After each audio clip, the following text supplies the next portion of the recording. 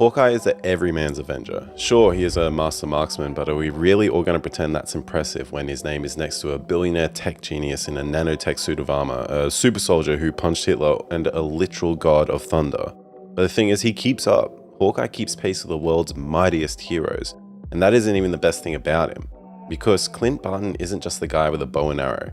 He's the dude who shouldn't be on the team, but is still invited to the Avengers mansion at any opportunity. One of the only guys who will argue with Cap, tell Thor where to shove his hammer, and try to throw hands with the Hulk, all while bleeding out behind cover with nothing but a couple trick arrows and a concussion. That's the real Hawkeye, the guy who grew up in a traveling circus but quickly turned to a life of crime. Clint failed upwards to superheroism and has been trying to atone ever since. He's emotionally chaotic, romantically inept, never on time, always broke, deaf, bad at communication, but he still logs into his day job of saving the planet every time. In the comics, Hawkeye is one of Marvel's most complex street-level characters, a former villain turned Avenger, a mentor, a human punching bag with the heart of a golden retriever. And none of that made it into the movies. Before diving into his cinematic MCU appearances, let's look at the comics to define who the Avengers' resident arrow guy really is. As I've hinted at, he's sort of an arsehole, not in a bad way, but in an endearing dropkick sort of way. One comic that shows this on full display is 2020's Hawkeye Freefall by Matthew Rosenberg. From the very first issue, Clint is picking fights that he absolutely shouldn't. He starts the story by mocking a judge in court, and it only gets worse from there. He picks a fight with a crime wizard, Parker Robbins the Hood, which he starts unnecessarily mainly because they're bickering after the judge earlier let him walk. And this endearing assholery even floods into his relationships, as canonically he is a hopeless romantic.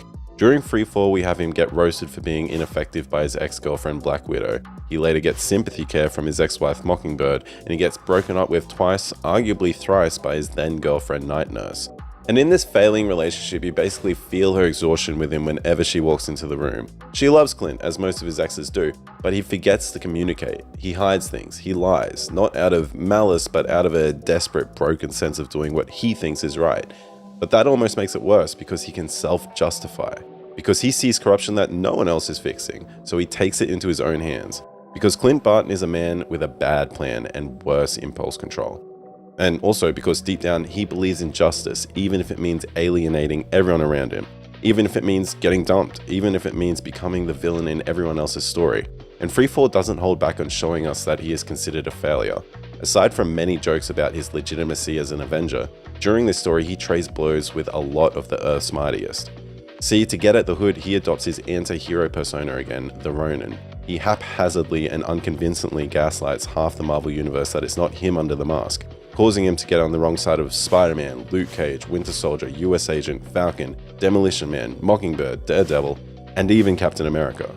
By the end of the story, he's burnt almost every bridge available to him, because that's the Barton pattern. He self-sabotages, he lashes out, he takes on more than he can handle and pushes away the people trying to help him. Hawkeye Freefall shows us every sharp edge of Clint's personality, the insecurity, the anger, the guilt, the gallows humor. It's proof that Hawkeye isn't always the clean-cut team player the movies sometimes want him to be.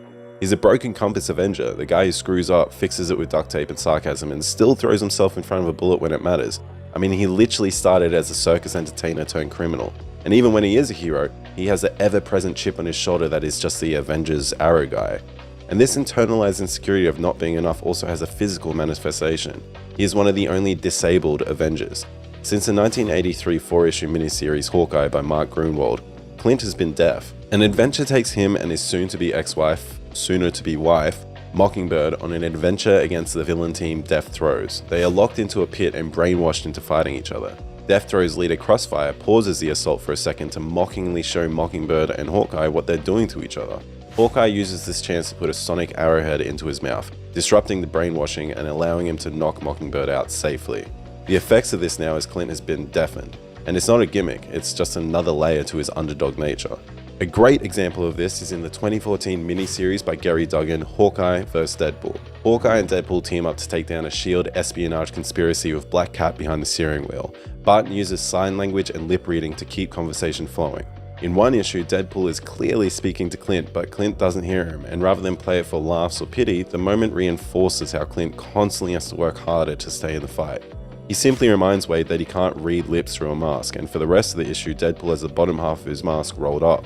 Clint doesn't complain, he doesn't beg for special treatment, he just adjusts and carries on like he always does. And that's what makes him different from most of his Avengers teammates. Clint shouldn't be able to do half of the things that he does, but he still does them anyway, and that's what makes him heroic. Now, let's look at the MCU movies and see how they handled Barton. Making his first appearance in Thor 2011, he is introduced as a SHIELD sniper, stoic, silent, without personality. I won't lie, I did get excited in these early Marvel movies that they even had a Hawkeye crossover, but his origin is nothing like what I was expecting. It's just a generic operative working for Nick Fury with a bow. Next movie is 2012's Avengers. Here Clint is more of a plot device rather than the underdog we all love. He is mind controlled by Loki for 2/3 of the film. He has a few tactical one-liners and shows a vague loyalty to Natasha. The USB trick arrow was a cool addition, but the core of Clint's comic persona is his guilt, his backtalk, his refusal to take orders without arguing. Yes, brainwashing is a bit of a different thing, but we don't really get any of that self-deprecating humor from him when he wakes back up. In 2015's Avengers Age of Ultron, we get a bit more of his personality, thank God. There's a joke from Black Widow about how they just keep him around to boost morale. He is the only Avenger not to get brainwashed, as he quips he's just not going through that again. His speech to Scarlet Witch about how he's just some guy with an arrow and that none of this makes any sense is very Barton. There is some good stuff in here, but there's a key difference as well. In Age of Ultron, Nick Fury has helped him hide his family away. Yes, the romantically dysfunctional Archer has a wife and kids. Comic Clint is not a grounded, stable family man. He's emotionally volatile, allergic to domestic life. It's part of the core tension that's just been erased with this movie. He isn't meant to have a safe place to land. Sure, it informs his in-universe character arc a lot from there, but at times it doesn't even feel like Clint Barton. Skipping forward to the one where Iron Man wants to kill Cap because his best friend killed his mummy and daddy, which is totally valid, 2016's Captain America Civil War. Clint has hung up the bow and retired.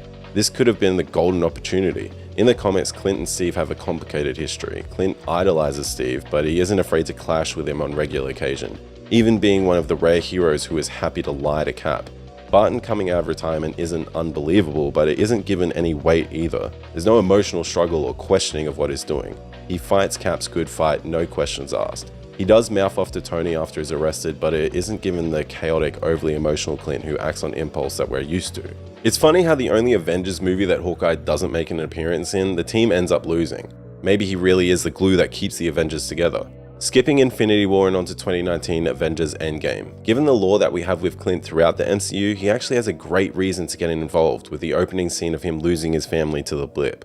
And although it's exciting to see his Ronin alter ego, what I'm really chasing is a god-honest Clint Barton Hawkeye. Still, let's give Ronin a shot. Outside the snippet that we get in Japan, there isn't an awful lot of content for us to latch any comic book aspects to this character. In the comics, he becomes the Ronin after the events of House of M, where he effectively died twice in the events leading up to it. He takes a year of self-discovery, becoming a bit more of an anti-hero rather than anything. The mantle of Hawkeye has been passed on, which we'll touch on later, and thus an edgier Ronin was born on the outlaw side of the Civil War conflict. I wouldn't say the energy is too dissimilar here. We also have the great scene with Natasha and Vormir, which does echo how close their relationship is in the comics, although it obviously skips some more romantic elements. But this still doesn't feel like comic Clint. Okay, we've worked our way through all the movies, and to be fair, early MCU did try to take some tonal beats from the Ultimates universe. Unfortunately, that means Clint was basically copied from this more grounded, realistic universe, meaning he was effectively just a bow and arrow SHIELD agent. And I can hear comic fans screaming at me, how haven't you mentioned the amazing Matt Fraction 2012 Hawkeye series? Well, because we still have the Disney Plus show to look at. The Hawkeye Disney Plus series is the first time the MCU genuinely tried to get Clint Barton right. And that's because it's clearly and unapologetically inspired by Fraction's Hawkeye run. From the tone to the visuals to the character dynamics, the series finally stripped away the stoic SHIELD agent persona and gave us the flawed, sarcastic, emotionally damaged, dog-saving, tracksuit-punching version of Clint Barton that comic fans had been waiting for. Visually, the show pulls straight from the run's artist, David Ajar's minimalist, stylized aesthetic. From the opening credits mimicking Ajar's cover designs to the purple-heavy costume palette and the grounded New York street-level setting. Even Lucky the pizza dog is here, fully realized and just as lovable. But more importantly, the tone of the show feels like it's lifted directly off the comic page. Clint is exhausted, beat up, emotionally ward off, and just trying to make it through the holidays without anyone getting hurt. He's not treated like a world-class spy. He's treated like the guy who's been through too much and can't quite admit how broken he is. The series also explores his deafness, a major part of the Matt Fraction comic. In both versions, it's not just a physical limitation, it's a storytelling lens. It reminds us that Clint isn't superhuman. He gets hurt and the damage stays. The MCU has long ignored his disability, but the show finally acknowledges it, complete with a flashback montage of all the times he's been concussed, exploded, and thrown off buildings. In both the show and the comics, Clint doesn't ask for sympathy, he adapts, he learns to communicate in other ways, and it deepens the underdog theme that defines him. Most importantly, the show understands that Clint Barton is at his best when he's just trying to help people in small moments. The big Avengers battles are in the rear view mirror. Now he's fixing broken families, mentoring Kate Bishop, another important Fraction era character, and getting dragged into neighborhood level crime by bros in tracksuits, just like in the comics. And, just like in the comics, he doesn't want to be a hero right now. He just wants to go home, maybe ice his knees and have some peace. But he can't help stepping in when it matters. In both the show and the comic, Barton is deeply human. He messes up constantly, he pushes people away, he makes bad decisions, but he keeps showing up. That's the Clint Barton we all fell in love with in Fraction's run, and the Disney Plus series is the first time the MCU showed us that guy. Hawkeye isn't the strongest Avenger, the smartest or the most well-equipped, but he's the most relatable. Clint Barton is the messy, bruised, determined heart of Marvel's street-level storytelling. And for far too long, the MCU missed that. They gave us a silent sniper, a stoic family man, a ghost in the background. But the comics always told a different story, one about failure, resilience, stubborn hope, and getting back up one more time. And finally, with the Hawkeye show, they hit the target.